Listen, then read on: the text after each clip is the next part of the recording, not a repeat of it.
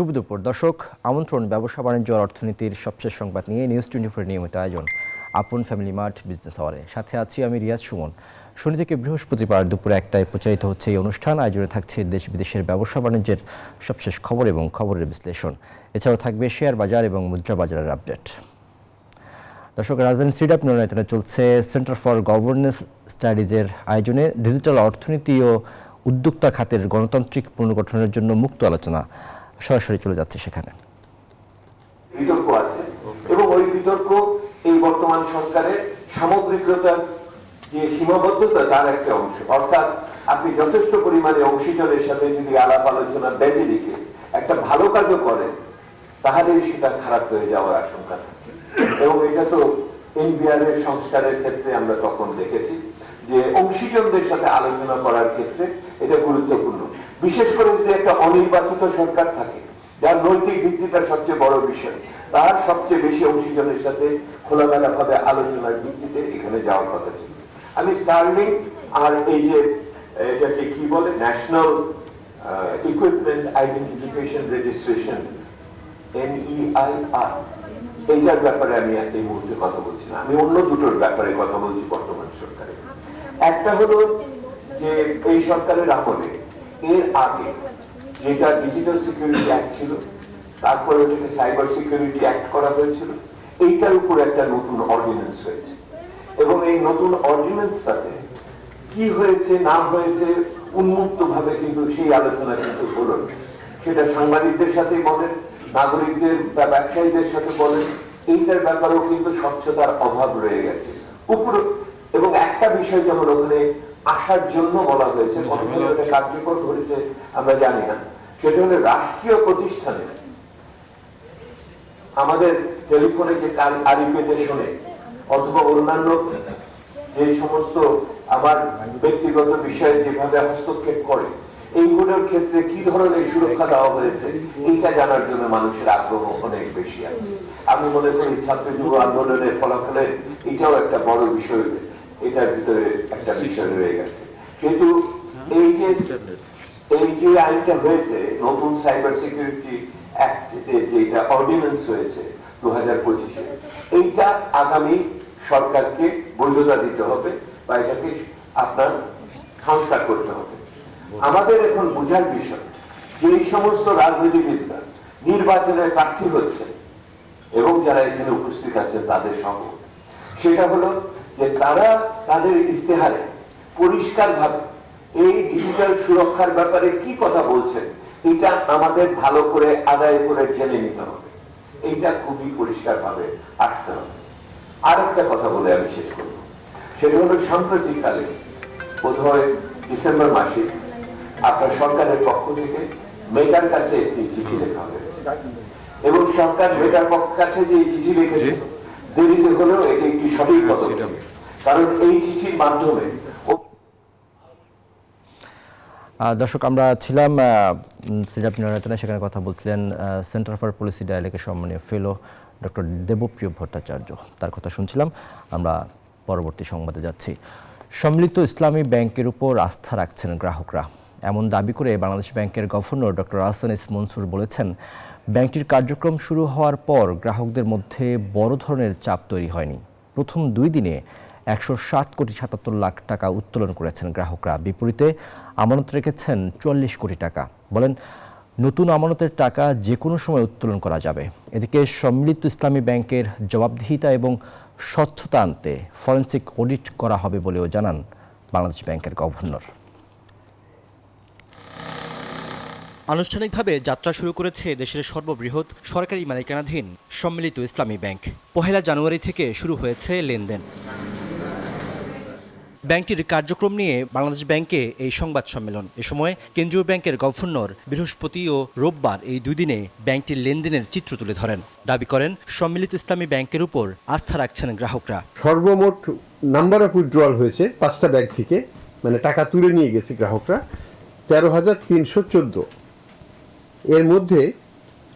এর মাধ্যমে টোটাল যে অ্যামাউন্টটা উইথড্র করা হয়েছে সেটার পরিমাণ হচ্ছে 107,77,00,000। 44 কোটি টাকা ডিপোজিট হয়েছে, নতুন ডিপোজিট এই 2 দিনে। নেট অফ করলে এটা 163 কোটি টাকার মতো নেট উইথড্রল হয়েছে, যেটা আমি মনে করি যে খুবই সন্তোষজনক একটা সিচুয়েশন। তো এটা প্রমাণ করে যে জনগণের একটা আস্থা আছে। বড় ডিপোজিটগুলোকে আমরা একটু ধীরে ধীরে উইথড্রলের ব্যবস্থা করেছি। 2 বছর পর্যন্ত তারা ফুল উইথড্রল করতে পারবেন না। যাদের লিকুইডিটি প্রয়োজন, অর্থাৎ আমার 10 কোটি টাকা আছে বা 100 কোটি টাকা আছে, আমি যদি এখানে আমার টাকার দরকার, আমি এটার এগেনস্টে কিন্তু ইমিডিয়েটলি 20% লোন নিতে পারবো। গভর্নর জানান 5টি ব্যাংকের অতীত অনিয়ম খতিয়ে দেখতে ফরেনসিক অডিট হবে। তবে একই সঙ্গে দক্ষ ও সৎ কর্মকর্তারা যেন নিরাপদ ও স্বচ্ছ পরিবেশে কাজ করতে পারেন সে বিষয়েও গুরুত্ব দেওয়া হবে। যদিও সরকারি ব্যাংক, এটা কিন্তু সরকারিভাবে চলবে না, এটা চলবে বেসরকারিভাবে। আমরা চালাতে চাই বেসরকারি দক্ষ ব্যাংক হিসেবে। আমরা কাউকে ছাঁটাই করতে চাই না, এটা আমরা বলতে চাই। কিন্তু যদি কারো অপরাধের সাথে সম্পৃক্ততা পাওয়া যায়, সেই ক্ষেত্রে কিন্তু কারো ছাড় দেওয়া হবে না। এটা সরকারেরও সিদ্ধান্ত, আমাদেরও সিদ্ধান্ত, বোর্ডেরও সিদ্ধান্ত। তাই আমরা যে ফরেনসিক অডিট করতে যাচ্ছি, সেই ফরেনসিক অডিটের মূল উদ্দেশ্য হচ্ছে দুটো জিনিস আইডেন্টিফাই করা, যে এই ব্যাংকগুলোর এই অবস্থার জন্য দায়ী কারা, কোথায় টাকাগুলো গেল, কিভাবে গেল। এ সময় ব্যাংকটির চেয়ারম্যান জানান, শরিয়া ভিত্তিক মুনাফার হার বাজার দরের সঙ্গে সামঞ্জস্য রেখে নির্ধারণ করা হয়েছে। বিদ্যমান ও নতুন পণ্য একীভূত করে গ্রাহকদের জন্য নতুন নতুন শরিয়া সম্মত প্রোডাক্ট চালু করা হবে। জানান, বিনিয়োগ বাড়াতে নতুন উদ্যোগ নেওয়া হচ্ছে। বিনিয়োগ বৃদ্ধির জন্য আরো নতুন নতুন এভিনিউজ এবং কিভাবে করা যায় এবং গ্রাহকদেরকে আকৃষ্ট করা যায়, সেজন্য আমরা কিন্তু কাজ করছি। এবং আপনারা আসলে খুশি হবেন যে আগামী 19 তারিখে নতুন ব্যাংকের একটা লঞ্চিং প্রোগ্রাম হবে। রিয়াদ সুমন, নিউজ 24, ঢাকা। দর্শক, এই যে সম্মিলিত ইসলামী ব্যাংকের পথ চলা শুরু হলো এবং সেই পথ চলার মধ্য দিয়ে আমরা দেখলাম 3টি কার্যদিবস শেষ হয়েছে। বাংলাদেশ ব্যাংক প্রথম যে 2 কার্যদিবসের পরিসংখ্যান নিয়ে গতকাল সংবাদ সম্মেলন করেছেন। সেখানে তারা তথ্যপত্রগুলো দিয়েছেন, কী পরিমাণে গ্রাহকের সাড়া পেয়েছেন, সেসব বিষয় নিয়ে আমরা প্রতিবেদনটি দেখছিলাম। এবং এই প্রতিবেদনটি ধরেই আমরা আজ আলোচনা করতে চাই। সম্মিলিত ইসলামী ব্যাংকে আস্থা রাখছে গ্রাহকরা, এই দাবিটি কিন্তু বাংলাদেশ ব্যাংকের গভর্নরও করেছেন। এই বিষয়টি নিয়ে আমরা আলোচনা করতে চাই। আমাদের সাথে আলোচনার জন্য অনলাইনে যুক্ত হয়েছেন বাংলাদেশ ব্যাংকের সাবেক প্রধান অর্থনীতিবিদ ডক্টর MK মজিরি। জনাব মজিরি, আপনাকে স্বাগত জানাচ্ছি আমাদের আজকের আলোচনা পর্বে। আপনি নিশ্চয়ই প্রতিবেদনটি শুনছিলেন এবং সেখানে বাংলাদেশ ব্যাংকের গভর্নর বলছিলেন যে প্রথম 2 দিনে 107 কোটি 77 লাখ টাকা উত্তোলন হয়েছে, বিপরীতে 44 কোটি টাকা আমানত রেখেছেন। এবং তিনি বলছেন যে আসলে গ্রাহকরা আস্থা রাখছেন সম্মিলিত ইসলামী ব্যাংকের প্রতি। আপনি কি বলবেন? ধন্যবাদ। আসলে মূল কথাটা হচ্ছে যে এই ব্যাংকগুলো, যে 5টি ব্যাংককে একত্রিত করে এই সম্মিলিত ইসলামী ব্যাংকটি গঠন করা হয়েছে, এর উপরে আস্থা কতটুকু থাকবে সেটা নির্ভর করবে এই ব্যাংকটা কিভাবে গ্রাহকদের সঙ্গে তাদের সম্পর্কটাকে মজবুত করাতে সক্ষম হচ্ছে। এখন 1 দিন 2 দিনের অপারেশনে যেটুকু আস্থা পাওয়া গেছে এটা খুবই ভালো কথা, কিন্তু এই আস্থাটা ধরে রাখা, এইটাই কিন্তু সবচেয়ে বড় চ্যালেঞ্জ।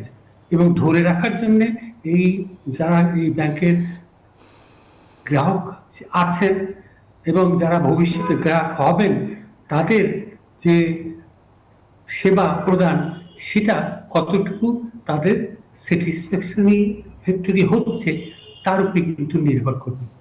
এবং সেটা যদি সম্ভবপর হয় তাহলেই কিন্তু এই আস্থাটা বাড়তে থাকবে এবং এই ব্যাংকটা তখন তারা শক্ত একটা ভিত্তির উপরে দাঁড়িয়ে থাকতে সক্ষম হবে।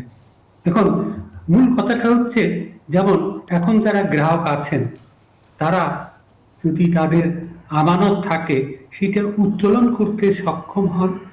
এখন তো বর্তমান নিয়ম যে আছে, প্রথা আছে, তাতে সর্বোচ্চ 2 লাখ টাকা উত্তোলন করতে সক্ষম হবেন। পরবর্তীতে এটা হয়তো বাড়তে পারে।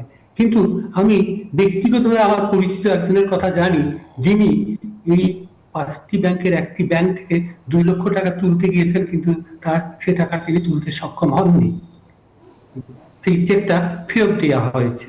তাহলে এই ধরনের ঘটনা যদি ঘটে তাহলে কিন্তু আপনার এই ব্যাংকের উপরে আস্থা বাড়বে কিভাবে সেটা ঠিক বোধগম্য হবে না। কাজেই এইসব বিষয়গুলোকে দৃঢ়ভাবে পর্যবেক্ষণ করে যাতে আস্থাহীনতার যে ঘাটতি, আস্থার যে ঘাটতি, এই আস্থার ঘাটতিটা ক্রমাগতভাবে যাতে এটা দূর হয়, সেই ধরনের ব্যবস্থা না নিলে কিন্তু আমরা যতই দাবি করি না কেন তাতে এই ব্যাংকের ভিত্তিটা মজবুত হতে পারবে না।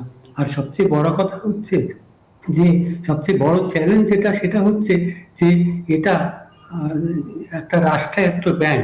কাজেই এই রাষ্ট্রায়ত্ত ব্যাংককে যদি আমরা তার পরিচালন ব্যবস্থা এবং তার সামগ্রিক পরিবেশটাকে যদি একটা বর্তমান যে রাষ্ট্রীয় ব্যাংকগুলো আছে তার মতো করে যদি করি তাহলে কিন্তু আমরা সবাই জানি যে বর্তমান যে রাষ্ট্রীয় ব্যাংকগুলো আছে একটি ব্যাংকও কিন্তু সবল ব্যাংক নয়, সবগুলোই দুর্বল ব্যাংক। কাজেই এটাকে যদি একটা ব্যতিক্রমী ব্যাংক হিসেবে গড়ে তুলতে হয় তাহলে কিন্তু এটা পেশাগত ভাবে পরিচালনা করতে হবে, যেটা গভর্নর মহোদয় বলেছেন যে এটাকে পেশাগত ভাবে যদি পরিচালনা করা যায় এবং দায়িত্ববোধের সঙ্গে এবং জবাবদিহিতা এবং এটার যে যেটাকে আমরা বলি সামগ্রিকভাবে ব্যাংক ব্যবস্থা যেভাবে চলে তার সঙ্গে সংগতিপূর্ণভাবে যদি চালানো যায় তাহলে কিন্তু ব্যাংকটা তখন একটা ব্যতিক্রমী রাষ্ট্রায়ত্ত ব্যাংক হিসেবে আবির্ভূত হতে পারে। এখানে বাংলাদেশ ব্যাংকের গভর্নর আরেকটি বিষয়ে কালকে বলেছেন, তিনি বলেছেন যে ভালো ব্যবস্থাপনার দিকে নজর আছে তাদের, এবং তিনি এটাও বলেছেন যে নতুন বোর্ড গঠনের প্রক্রিয়া চলমান রয়েছে এবং সেখানে প্রাথমিকভাবে সরকারি প্রতিনিধিদের দিয়ে বোর্ড গঠন করা হয়েছে ইতিমধ্যে। আপনি জানেন যে এরপরে শীঘ্রই স্বতন্ত্র পরিচালক সহ একজন চার্টার অ্যাকাউন্ট্যান্ট, একজন ব্যাংকার এবং একজন আইন বিশেষজ্ঞ যুক্ত হয়ে পূর্ণাঙ্গ বোর্ড গঠিত হবে এবং এদের মাধ্যমে আসলে একটি সুষ্ঠু ব্যবস্থাপনা এবং শক্তিশালী ব্যবস্থাপনার মাধ্যমে ব্যাংকের গতি বাড়ানো হবে এবং গ্রাহকদের আস্থা বাড়ানো হবে। আপনি যদি এই বিষয়ে আপনার পরামর্শ বা আপনার বিশ্লেষণ যদি বলতেন। দেখুন, বিদ্যমান ব্যবস্থায় যে সরকারি রাষ্ট্রায়ত্ত যে ব্যাংকগুলো আছে এগুলো কিন্তু বিভিন্নভাবে এই ধরনের একটা পেশাগত উৎকর্ষতা এটা কিন্তু কখনোই অর্জন করতে সম্ভব হয়নি, যার জন্য আজকে আপনি দেখেন যত রাষ্ট্রায়ত্ত ব্যাংক আছে সবগুলাই কিন্তু দুর্বল ব্যাংক, একটাও সবল ব্যাংক কিন্তু রাষ্ট্রায়ত্ত খাতে নেই। কাজেই এই ব্যাংকটাকে যদি রাষ্ট্রায়ত্ত খাতে একটা ব্যতিক্রমী ব্যাংক হিসেবে গড়ে তুলতে হয় তাহলে কিন্তু আমরা গতানুগতিক ধারার যে রাষ্ট্রীয় ব্যাংক তার থেকে কিন্তু এটাকে ভিন্নতর হতে হবে। এখন সেটা কতটুকু বাস্তবে সম্ভব হবে এটা হয়তো ভবিষ্যতেই বলে দিবে, এবং এটা যদি সম্ভবপর হয় তাহলে হয়তো এটা একটা ভালো ব্যাংক হলে এটা অন্যান্য রাষ্ট্রায়ত্ত ব্যাংকের ক্ষেত্রে একটা নজির হিসাবে এটাকে গ্রহণ করা যেতে পারে। কিন্তু যদি গতানুগতিক ভাবে চলে তাহলে শঙ্কা জাগে যে এটা কি অন্যান্য রাষ্ট্রায়ত্ত ব্যাংকের মতোই একটা দুর্বল ব্যাংক হয়ে যাবে কিনা। জনাব মজুরি, এখানে আরেকটা বিষয় তো আমরা ব্যবস্থা নিতে হবে। জি, এখানে আমরা আরেকটা বিষয় দেখেছি যে বাংলাদেশে আপনি ইউসিবি ব্যাংকটির খবর অবশ্যই জানেন যে তারা কিন্তু ইতিমধ্যে একটা দুর্বল অবস্থা থেকে এখন ঘুরে দাঁড়িয়েছে। একটা উদাহরণ কিন্তু আছে যে ভালো ব্যবস্থাপনা হলে যে ব্যাংক ঘুরে দাঁড়ায় তার কিন্তু নজির আছে। এক্ষেত্রে আসলে আপনি যেটা বলছিলেন যে সুষ্ঠু ব্যবস্থাপনা বা ভালো ব্যবস্থাপনা করলে গ্রাহকদের আস্থা বা ব্যাংকটি সবল ব্যাংকে পরিণত হবে, এই বিষয়ে মানে এটার সাথে যদি আপনি একটু যুক্ত করতেন। এখন একটা জিনিস হচ্ছে কি, আপনি দেখেন যে রাষ্ট্রায়ত্ত খাতে এটা অতীতে কখনো সম্ভবপর হয়নি, যার জন্যে রাষ্ট্র খাতের ব্যাংকগুলো কিন্তু সবগুলোই দুর্বল রয়ে গেছে। অতীতে যদি এটা সম্ভবপর হতো তাহলে হয়তো কিছু ব্যাংক থাকতো নিশ্চয়ই যেগুলো সবল হতে পারত, কিন্তু সেটা সম্ভবপর হয়নি। কাজেই মূল কিন্তু চ্যালেঞ্জটা হচ্ছে যে এই রাষ্ট্রায়ত্ত খাতে আপনার এই সবল এবং ভালো ব্যবস্থাপনা এটাকে বাস্তবায়িত করা কতটুকু সম্ভবপর হবে, এইটা উপরে নির্ভর করবে এই ব্যাংকের উপরে গ্রাহকদের আস্থা কতটা গভীর হবে এবং ব্যাংকটা কত দ্রুত এটা একটা ভালো ব্যাংকে রূপান্তরিত হতে পারবে। কাজেই সেইখানেই আমার মনে হয় এই সমস্যাটাকে আমাদের দূর করতে হবে, যে রাষ্ট্রায়ত্ত খাতে যে প্রফেশনাল এবং স্বচ্ছ একটা ব্যবস্থাপনা, এটাকে বাস্তবায়ন করা কতটা সম্ভব, এটাই হচ্ছে সবচেয়ে বড় চ্যালেঞ্জ। জি, এখানে আরেকটি বিষয় আপনি রিপোর্টে হয়তো শুনেছেন যে বাংলাদেশ ব্যাংকের গভর্নর বলছিলেন যে ফরেনসিক অডিটের কথা। তিনি বলছেন যে ব্যাংকগুলোর যে 5টি ব্যাংকের অতীত কর্মকাণ্ড বা এখানে কী ধরনের অনিয়ম হয়েছে সেসব বিষয়গুলো তদন্ত হবে, ফরেনসিক অডিট হবে। এবং তিনি এটাও বলেছেন যে আমরা কাউকে ছাঁটাই করতে চাই না, তবে কেউ যদি চিহ্নিত অপরাধী হয় তাদেরকে আসলে শাস্তির আওতায় আনা হবে। এই বিষয়ে আপনি কি বলবেন? অবশ্যই একটা জিনিস হচ্ছে যে যারা এই 5টি ব্যাংকের বর্তমান অবস্থার জন্য যারা দায়ী, অর্থাৎ যাদের যোগসাজশে আপনার এই ব্যাংকগুলো থেকে কোটি কোটি টাকা এটা বের করে নিয়ে দুর্নীতির মাধ্যমে বা বিভিন্ন ভাবে টাকা পাচার করা হয়েছে এবং ব্যাংকগুলোকে এই বর্তমান অবস্থায় নিয়ে আসা হয়েছে, তার সঙ্গে যারা দায়ী তাদের সকলকেই কিন্তু তাদের শাস্তির আওতায় আনা উচিত। প্রয়োজন তাদের সকলের বিরুদ্ধেই কিন্তু ব্যবস্থা নেওয়া উচিত, কারণ কাউকে যদি ছাড় দেওয়া যায় তাহলে কিন্তু সেটা একটা খারাপ নজির হিসাবে থাকবে। কাজে এটা মাথায় রেখে আমার মনে হয় যে দ্রুততার সঙ্গে এই ফরেনসিক অডিট করে দ্রুততার সঙ্গে যারা যারা দায়ী তাদের প্রত্যেককে আপনার আইনের আওতায় নিয়ে আসা উচিত এবং এটা একটা নজির স্থাপন করা উচিত, যাতে ভবিষ্যতে কেউ এই ধরনের কর্মকাণ্ডে জড়িত হওয়ার সুযোগ গ্রহণ করতে না পারে। এটা একান্ত প্রয়োজন গোটা এই ব্যাংক ব্যবস্থার উন্নতির জন্য। মজুরি, বাংলাদেশ ব্যাংকের গভর্নরের প্রত্যাশায় ব্যাংকটি 2-1 বছরের মধ্যে লাভজনক অবস্থায় চলে আসবে এবং তিনি আত্মবিশ্বাস রেখেই কথাটা বলেছেন যে তারা সেই লক্ষ্যে কাজ করছেন। আপনার কি মনে হয় এটি কি 2-1 বছরের মধ্যে লাভজনক অবস্থায় আসতে পারবে? একটা জিনিস হচ্ছে প্রত্যাশা থাকা ভালো, এই ধরনের একটা কি বলে যদি আসতে পারে নিঃসন্দেহে এটা বাংলাদেশের ব্যাংক খাতের জন্য একটা নজির স্থাপন করবে।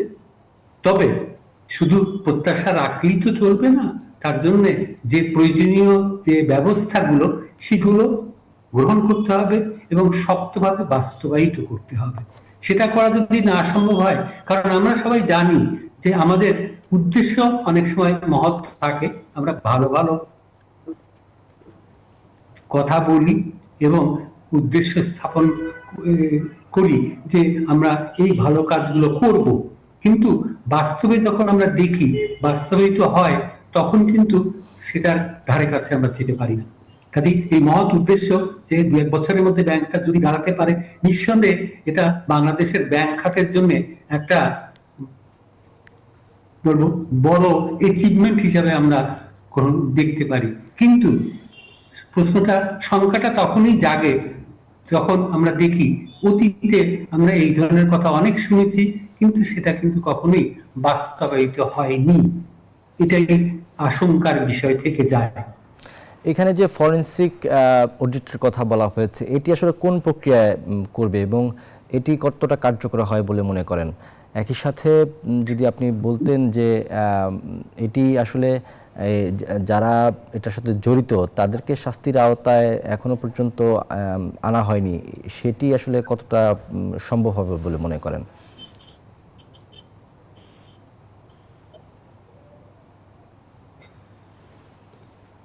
আপনার একটা জিনিস হচ্ছে ফরেনসিক অডিট করার অর্থ সিদ্ধান্ত গ্রহণ বা ব্যাংকগুলোর অন্যান্য যে কর্মকাণ্ডের ফলে যে দুরবস্থার সৃষ্টি হয়েছে সেগুলো কিভাবে হয়েছে, কারা করেছে এবং কার যোগসাজশ হয়েছে এবং তার জন্য কারা দায়ী, এটা ফরেনসিক অডিটের মাধ্যমে এই তথ্যগুলো বেরিয়ে আসে। কিন্তু মূল কথাটা হচ্ছে আপনার তথ্যগুলো বেরিয়ে আসলে তো হবে না, সেই তথ্যগুলোর ভিত্তিতে যে ধরনের ব্যবস্থা নেওয়া প্রয়োজন সেটা নেওয়া হলে আপনার ফরেনসিক অডিট শুধুমাত্র ফরেনসিক অডিট করে তখন এটাকে সেই অডিটের ভিত্তিতে যে ধরনের ব্যবস্থা নেওয়া প্রয়োজন এই ব্যবস্থা নেওয়া অতীতে কিন্তু আমরা এখনো দেখিনি যে যে কয়েকটা ব্যাংকের ফরেনসিক অডিট হয়েছে এখন পর্যন্ত তাদের কোনোটার অডিট রিপোর্টের ভিত্তিতে তেমন কোনো ব্যবস্থা নেওয়া হয়েছে এটা কিন্তু চোখে পড়ে না।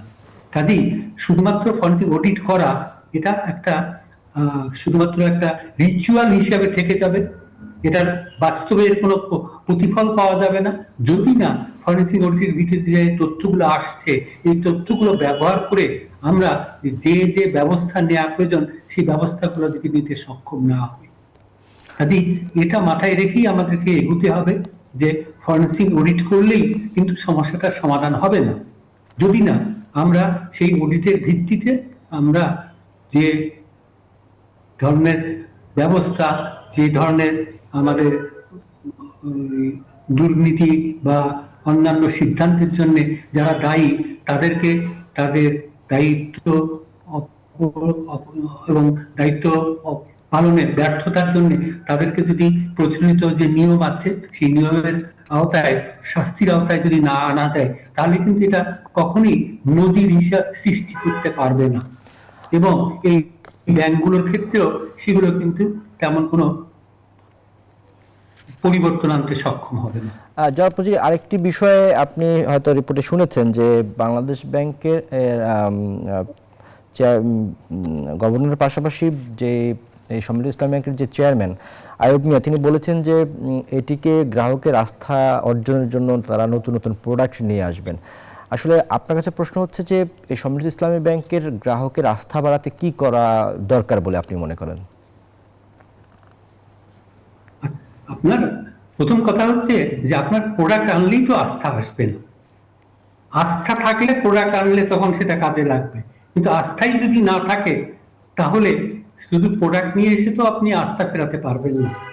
কাজেই প্রথম কথাটা হচ্ছে ব্যাংকগুলো যাতে সঠিকভাবে পরিচালিত হয় এবং ব্যাংকগুলোর ক্ষেত্রে যে যে কর্মকাণ্ডের কারণে আস্থাহীনতার সৃষ্টি হয়েছে সেই কর্মকাণ্ডগুলোকে বন্ধ করা এটা সবচেয়ে বড় জরুরি। আপনি যদি এখনো এমন হয় যে আপনার অ্যাকাউন্টে ব্যাংক অ্যাকাউন্টে টাকা আছে কিন্তু আপনি চেক দিয়ে আপনি সেই টাকাটা তুলতে না পারছেন তাহলে কিভাবে আস্থা ফিরে আসবে? নতুন প্রোডাক্ট আনলে তো আস্থা ফিরে আসবে। আপনি আমানতকারীর টাকা যদি ফেরত না দেন, আপনার চেক যদি বাউন্স করান তাহলে কিভাবে সেই আপনার আমানতকারী কিভাবে আস্থা ফিরে আসবে? অথবা নতুন যারা আছেন এই খবরটা যারা শুনবেন তারা তো নিজেরাও এখানে এগিয়ে আসবেন না, তারা ধরে নেবেন যে ব্যাংকগুলো এখনো একই অবস্থায় আছে, কাজেই এখানে এই ব্যাংকে যাওয়া এটা কার্যত খুব একটা বুদ্ধিমানের কাজ হবে না। জি, আরেকটি বিষয় একটু যদি আপনি বলতেন। জি জনাব মুজিব, আরেকটি বিষয় আপনি একটু সংক্ষেপে যদি বলতেন যে এই বাংলাদেশ ব্যাংকের গভর্নর বলেছেন যে এটি সরকারি ব্যাংক হলেও এটি বেসরকারি নিয়মে চলবে এবং এটি একটা সময়ে আবার বেসরকারি খাতে ফিরিয়ে দেওয়া হবে এবং একই সাথে আমরা দেখেছি যে এই সম্মিলিত ইসলামী ব্যাংকের যিনি চেয়ারম্যান আইয়ুব মিয়া তিনি বলেছেন যে তিনি বিনিয়োগকারীদের আহ্বান জানিয়েছেন বিনিয়োগ করার ক্ষেত্রে। এই দুটি বিষয় মিলে যদি একটু বলতেন যে আসলে কি করলে এখন ভালো হবে বলে এই ব্যাংকটির জন্য মানে ভালো হবে বলে আপনি মনে করেন? আপনার প্রথম কথা হচ্ছে যে সরকারি খাতের ব্যাংক বেসরকারি নিয়মে চলবে এটা কতটুকু বাস্তবায়ন করা যাবে সেটা হয়তো প্রশ্ন সাপেক্ষ হতে পারে। আবার বেসরকারি ভাবে চললেই যে একটা ব্যাংক শক্তিশালী হবে তারও কোনো গ্যারান্টি কিন্তু নেই, কারণ এই যে ব্যাংকগুলো ছিল এগুলো কিন্তু বেসরকারি খাতেরই ব্যাংক ছিল, কিন্তু বেসরকারি খাতের ব্যাংক হওয়া সত্ত্বেও এগুলো কিন্তু দুর্বল ব্যাংকে পরিণত হয়েছে। ফলশ্রুতিতে সরকারকে এগুলো একত্রিত করে একটা সরকারি ব্যাংক করা হয়েছে। কাজেই বেসরকারি খাতের মতো চলা এক জিনিস আর সুষ্ঠুভাবে চলা আরেক জিনিস। অর্থাৎ এই ব্যাংকগুলোকে সুষ্ঠুভাবে, যেটাকে আমরা বলি উইথ ট্রান্সপারেন্সি, অ্যাকাউন্টেবিলিটি এবং দায়িত্বশীলতার সঙ্গে চলা, এটা কিন্তু সম্পূর্ণ আলাদা জিনিস। কাজে এটা এনশিওর করতে হবে যে যাতে এটা সত্যিকার অর্থে সরকারি খাতের ব্যাংক হলেও যাতে বেসরকারি খাতের মতো নয়, এটা সুষ্ঠু এবং অ্যাকাউন্টেবল এবং আপনার যেভাবে একটা ভালো ব্যাংক চলে, যেভাবে নিয়ম নীতি এবং গ্রাহকের আস্থা অর্জনে যে কর্মকাণ্ডগুলো করে, সেই কর্মকাণ্ডগুলো করতে এটা সক্ষম হচ্ছে কিনা সেটা সবচেয়ে বড় বিষয়, এটাকে মাথায় রাখতে হবে। আর বিনিয়োগ বাড়াতে কি করণীয়, মানে বিনিয়োগ বাড়ানোর আহ্বানও জানিয়েছেন জি, চেয়ারম্যান। আচ্ছা, বিনিয়োগ বাড়ানোর ক্ষেত্রে একটা বড় জিনিস হচ্ছে বিনিয়োগকারীদের আস্থা যদি ফিরে আসে তাহলে তারা বিনিয়োগ করবেন এর শেয়ারে। কিন্তু যদি আস্থাহীনতা থাকে তাহলে তো তারা বিনিয়োগ করবেন না, কারণ আপনি তো জোর করে বিনিয়োগ করাতে পারবেন না। কারণ বিনিয়োগকারী যিনি আছেন, এখানে আমি বেসরকারি বিনিয়োগকারীদের কথা বলছি, তারা বিনিয়োগ করবেন যদি দেখেন যে না এই ব্যাংকে, আপনার সম্মিলিত ইসলামী ব্যাংকে বিনিয়োগ করা লাভজনক হবে। এখন লাভজনক তখনই হতে পারে যখন ব্যাংকটা আস্থাহীনতা দূর করে গ্রাহকদের, আপনার আমানতকারীদেরকে আকৃষ্ট করতে পারবে, তখনই, অর্থাৎ এটা যখন ঘুরে দাঁড়াতে পারবে তখনই, শুধুমাত্র তখনই হয়তো বিনিয়োগকারীরা এখানে বিনিয়োগ করতে আগ্রহী হবেন। তার আগে কিন্তু তারা আগ্রহী হবেন না। যে অসংখ্য মূল কথাটা হচ্ছে এগুলো ঘুরে দাঁড়ানোর জন্য আপনি বাস্তবে কি পদক্ষেপগুলো নিচ্ছেন, সেগুলো কতটুকু ফলপ্রসূ হচ্ছে, সেটাই কিন্তু সবচেয়ে বড় বিষয়। জি, জনাব এম কে মজুরি, আপনাকে অসংখ্য ধন্যবাদ আমাদের আজকে আলোচনায় যুক্ত হওয়ার জন্য এবং সময় দেওয়ার জন্য। আপনাকে অনেক ধন্যবাদ। দর্শক, আপন ফ্যামিলি মার্ট বিজনেস আওয়ারের সময় হলো একটি বিরতির, ফিরব কিছুক্ষণের মধ্যেই, আমাদের সাথেই থাকুন। বিরতির পর আবারও স্বাগত জানাচ্ছি আপন ফ্যামিলি মার্ট বিজনেস আওয়ারে। দর্শক, এবারে জানাবো আজকের দিনের পত্রিকাগুলোর প্রধান প্রধান শিরোনাম। প্রধান শিরোনামগুলো একটু আমরা দেখতে চাই। আজকের পত্রিকার প্রধান শিরোনামগুলো আমরা দেখতে চাই যে প্রথমে কালের কণ্ঠ, তারা একটি শিরোনাম করেছে যে স্বাস্থ্য ও সামাজিক সুরক্ষায় বরাদ্দ কমেছে ৭৪%। এখানে যে বিষয়গুলো তারা উল্লেখ করেছে যে শিক্ষা, পরিবহন এবং ধর্মে ৩৫% কাটছাট করা হয়েছে, কৃষিতে ২১% কমেছে, বেড়েছে পরিবেশ, স্থানীয় সরকার ও বিজ্ঞান প্রযুক্তিতে। মেট্রো রেল লাইন ১ প্রকল্পে কমেছে ৭৮.৩ কোটি। এরপরে শিরোনামটা আমরা দেখতে চাই। সমকাল তারা একটি প্রতিবেদন করেছে যে ডিসেম্বরে বেড়েছে মূল্যস্ফীতি, অর্থাৎ নভেম্বরে যেটি ছিল ৮.২৯%, সেটি মাসে এসে ৮.৪৯% এসে দাঁড়িয়েছে। এবং এটি আসলে বলা যায় যে বছরের শেষ মাসে আসলে ঊর্ধ্বমুখী ছিল। পরেরটি আমরা দেখতে চাই। দ্য বিজনেস স্ট্যান্ডার্ড তারা বলছে, শিরোনাম করেছে যে ৯ আর্থিক প্রতিষ্ঠান অকার্যকর ঘোষণা এই সপ্তাহেই। রমজান আমানত ফেরত পাবেন গ্রাহকরা, গভর্নর। এটি গতকালকে যে বাংলাদেশ ব্যাংকের যে সংবাদ সম্মেলনটি হয়েছে, তিনি সেখানে এই কথাগুলো বলেছেন যে ৯টি আর্থিক প্রতিষ্ঠান সরকার অবসায়ন করার সিদ্ধান্ত নিয়েছেন, সেটিরই অকার্যকর ঘোষণার কথাই এখানে বলা হয়েছে। আমরা এর পরের শিরোনামটি দেখতে চাই। শেয়ার বিচ তারা বলছে যে ২০২৫ সালে বাংলাদেশে এডিবির $২৫৭ কোটি অর্থায়ন হয়েছে। এটি শিরোনাম করেছে শেয়ার বিচ। পরের সংবাদটি দেখতে চাই। পরের সংবাদটি করেছে দ্য বিজনেস স্ট্যান্ডার্ড। তারা বলছে যে গ্রীষ্মে লোডশেডিং এড়াতে বিদ্যুতের ২০,০০০ কোটি টাকার বকেয়া পরিশোধের উদ্যোগ নিচ্ছে সরকার।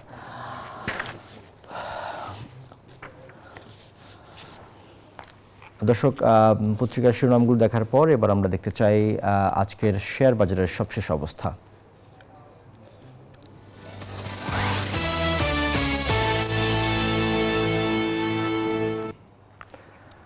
শেয়ার বাজারের সবশেষ অবস্থা দেখতে চাই ঢাকা স্টক এক্সচেঞ্জের ওয়েবসাইট থেকে এই মুহূর্তে কী অবস্থা রয়েছে দেখতে চাই। যদি আমরা দেখি যে তার প্রধান তিনটি সূচক ঊর্ধ্বমুখী রয়েছে। ডিএসইএক্স ইন্ডেক্স যেটি, সেটি এই মুহূর্তে 10 পয়েন্ট বেড়ে অবস্থান করছে ৪,৯৬৫ পয়েন্টে। ডিএসইএক্স ইন্ডেক্স সরিয়ে ভিত্তিক সূচক যেটি, সেটি 2 পয়েন্ট বেড়েছে, অবস্থান করছে ১,০০৮ পয়েন্টে। ডিএস30 ইন্ডেক্স যেটি 12 পয়েন্ট বেড়েছে, অবস্থান করছে ১,৮৯৯ পয়েন্টে। ৩১৮ কোটি টাকা লেনদেন হয়েছে এখন পর্যন্ত। ১৩৬টি কোম্পানির শেয়ারের দর বেড়েছে, কমেছে ১৮১টি কোম্পানির শেয়ারের দর এবং অপরিবর্তিত আছে ৭৪টি কোম্পানির শেয়ারের দর। দর্শক, আমরা এবারে জানাতে চাই স্বর্ণ মুদ্রা বাজারের আপডেট।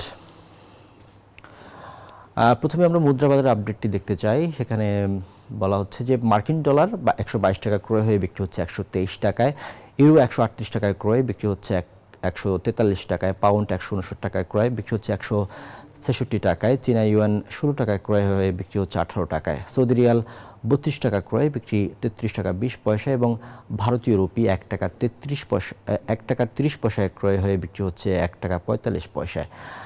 একই সাথে আমরা দেখতে চাই স্বর্ণের দামে আমরা দেখতে পাচ্ছি যে 22 ক্যারেটের স্বর্ণ সেটির দাম আজকের বাজারে রয়েছে প্রতি ভরির দাম 2,27,856 টাকা। 21 ক্যারেটের প্রতি ভরি স্বর্ণের দাম আছে 2,17,533 টাকা। 18 ক্যারেটের প্রতি ভরি স্বর্ণের দাম আছে 1,86,449 টাকা এবং সনাতন প্রতি ভরি স্বর্ণের দাম আছে 1,55,422 টাকা। রূপার দাম দেখতে চাই। রূপার দামে আমরা দেখতে পাচ্ছি যে 22 ক্যারেটের রূপা সেটি প্রতি ভরির দাম আজকের বাজারে রয়েছে 5,926 টাকা। 21 ক্যারেটের প্রতি ভরি রূপার দাম 5,657 টাকা। 18 ক্যারেটের প্রতি ভরি রূপার দাম 4,840 টাকা এবং সনাতন প্রতি ভরি রূপার দাম রয়েছে 3,640 টাকা। দর্শক, সময় হলো আপন ফ্যামিলি মার্ট বিজনেস আওয়ারে আরেকটি বিরতির ফিরব কিছুক্ষণের মধ্যেই, আমাদের সাথেই থাকুন। বিরতির পর আবারও আমন্ত্রণ আপন ফ্যামিলি মার্ট বিজনেস আওয়ারে। খালেদা জিয়ার শাসনামলে ব্যবসায়ীরা স্বস্তিতে ছিল। গতকাল ঠিক এমনই স্মৃতিচারণ করেছেন দেশের অর্থনৈতিক যোদ্ধারা। ব্যবসায়ী সংগঠনের সম্মিলিত উদ্যোগে বিএনপি চেয়ারপারসন বেগম খালেদা জিয়ার স্মরণ সভায় এসব কথা বলেন তারা।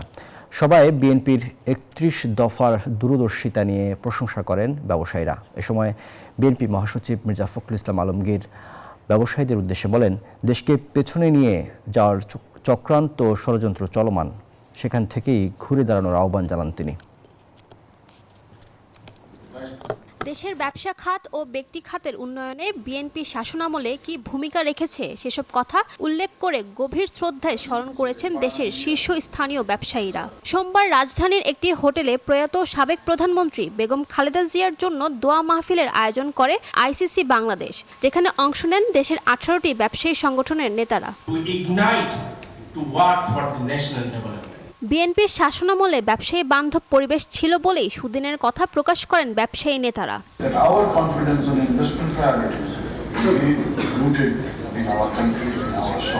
তার শাসনামলে দেশের সামগ্রিক অর্থনৈতিক ভিত্তিকে সুদৃঢ় করতে ভূমিকা রাখে। ব্যবসা বান্ধব একটা প্রাইভেট সেক্টর ড্রিভেন ইকোনমিতে আমরা সবাই ওনার সাথে সাথ দেব। বিএনপির শাসনামলে শেয়ার বাজার থেকে দেশের অর্থনীতি ঊর্ধ্বমুখী ছিল, এমনটা জানান বিএনপির স্থায়ী কমিটির সদস্য আমির খসরু মাহমুদ চৌধুরী। তিনি বলেন, দেশের মূল প্রতিষ্ঠানগুলোকে খালেদা জিয়া কখনো দলীয়করণ করেননি, তাই বিগত শাসনামলের মতো আগামী দিনে দেশকে ব্যবসায়ী বান্ধব করার পরিকল্পনা বিএনপির। বাংলাদেশের মূল যে প্রতিষ্ঠানগুলো সেগুলোকে উনি রাজনীতিকরণ করতে দেয়নি।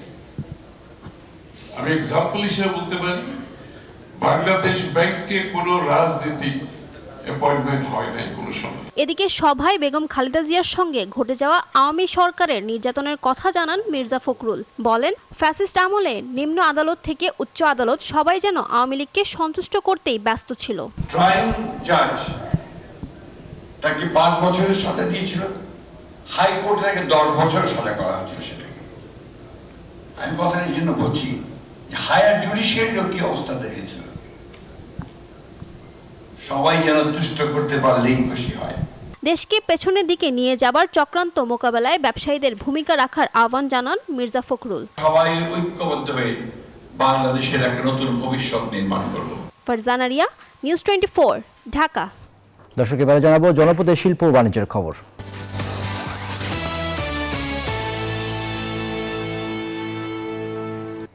ফরিদপুরে পেঁয়াজ উত্তোলনে ব্যস্ত সময় পার করছেন কৃষকরা। তবে বিদেশ থেকে পেঁয়াজ আমদানির খবরে লাভের আশায় অপরিপক্ক পেঁয়াজ তুলে বাজারজাত করছেন অনেকে। খালিদুজ্জামান সোহাগের তথ্যচিত্রে ডেস্ক রিপোর্ট।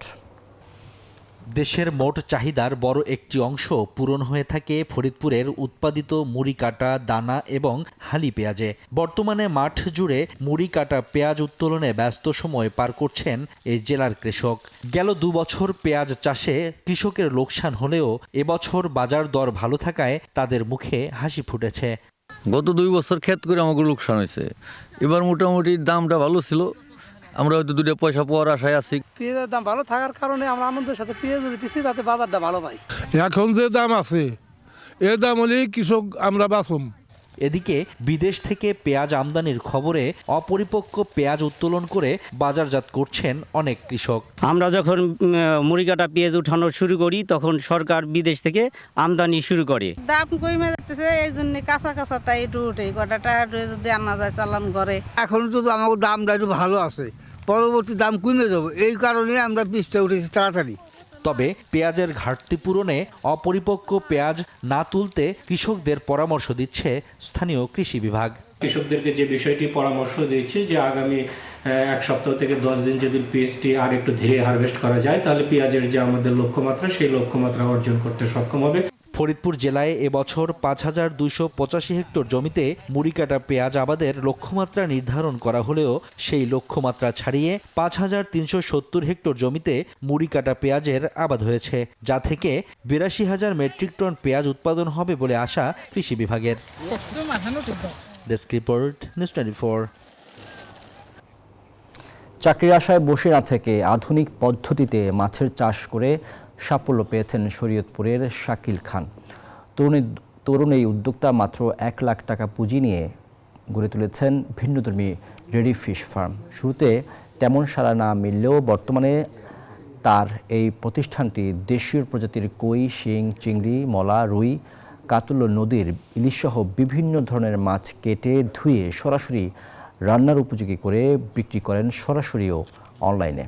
শরীয়তপুর প্রতিনিধি বিধান মজুমদারের পাঠানো তথ্যচিত্রে ডেস্ক রিপোর্ট।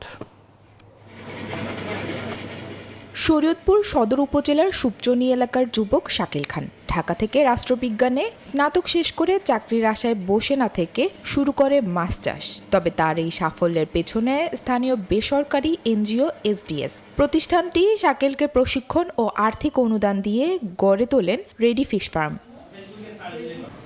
প্রতিষ্ঠান টাটকা মাছ সংগ্রহ করে সেগুলো আধুনিক পদ্ধতিতে প্যাকেজিং করে উৎপাদন ও মেয়াদ উত্তীর্ণের তারিখ বসিয়ে বিক্রি করছেন অনলাইন ও সরাসরি।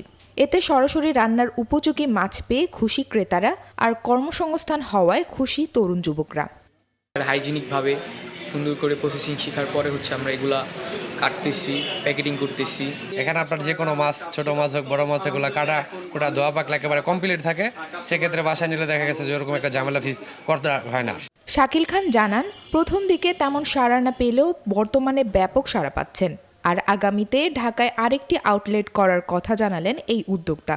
বাংলাদেশের বিভিন্ন প্রান্তে আমরা ডেলিভারি করছি এবং সামনে আমার চিন্তা ভাবনা আছে ঢাকাতে আমাদের নতুন একটা আউটলেট করা। এটা নিয়ে দীর্ঘদিন ধরে কাজ চলতেছে এবং অনেকের সাথে আমরা কথা বলতেছি। যুবকদের উদ্যোক্তা তৈরি করার পাশাপাশি নিরাপদ মৎস্যজাত দ্রব্য মানুষের হাতে পৌঁছে দেওয়ার লক্ষ্যে এমন উদ্যোগ নেয়ার কথা জানালেন বেসরকারি এনজিও এসডিএস এর কর্মকর্তারা। উদ্যোক্তার মাধ্যমে নিরাপদ মৎস্য এবং মৎস্যজাত যে সমস্ত দ্রব্য বা খাদ্য তৈরি হয় সেগুলো আপামর জনসাধারণের কাছে পৌঁছে দিতে পারি, যাতে করে এইগুলো মানুষের কখনো স্বাস্থ্যহানির কোনো বিষয় না হয়। শাকিলের এমন ব্যতিক্রমী উদ্যোগে খুশি ক্রেতারা, তাই সবসময় গুণগত মান ও দাম ঠিক রাখার দাবি ভোক্তা পর্যায়ের মানুষের। Desk report, news 24। অত্যন্ত চমৎকার উদ্যোগ শাকিল খানের, যে উদ্যোক্তা যিনি আসলে মাছকে ভিন্নভাবে ক্রেতাদের সামনে উপস্থাপন করছেন এবং অনলাইনে বিক্রি করছেন। এটি আসলে ব্যতিক্রমী একটি ধারণা এবং এই জন্য হয়তোবা তার ব্যবসা প্রতিষ্ঠানটি এখন সফলতা পাচ্ছে বা আরও পাবে। দর্শক, এবারে জানাবো বিশ্ব বাণিজ্যের খবর।